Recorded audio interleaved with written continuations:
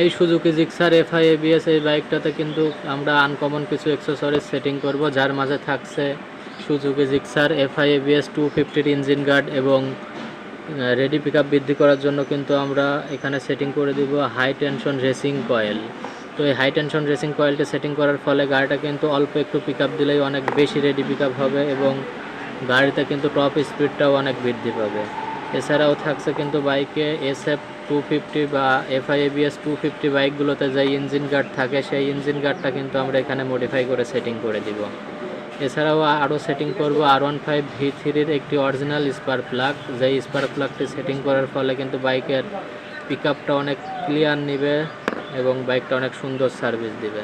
দেখতে পাচ্ছেন racing high tension কয়েলটি কিন্তু আমরা সেটিং করে দিয়েছি, এটা সেটিংয়ের কার্যক্রম চলছে এবং এটা সেটিং করার ফলে কিন্তু অনেকটাই রেডি পিকআপ বৃদ্ধি পাবে এবং SF 250-র বা FI 250-র যে ইঞ্জিন গার্ডটা থাকে সেই ইঞ্জিন গার্ডটা আমরা এখানে সেটিং করব, আর এটা সেটিং করার ফলে গাড়ির লুকসটা অনেকটাই সুন্দর দেখা যাবে।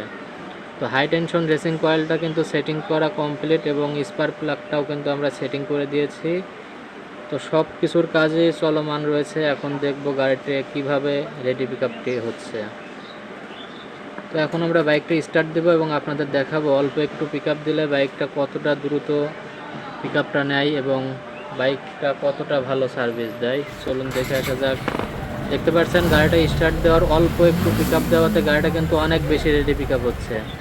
অল্প একটু পিকআপ দিলেই কিন্তু বাইকের স্পিডটা খুব সুন্দর উঠছে। দেখতে পাচ্ছেন আরপিএম মিটারটা কতটা, অল্প একটু পিকআপটা নাতে কতটা স্পিড মিটারটি কাজ করছে, কতটা ফাস্ট।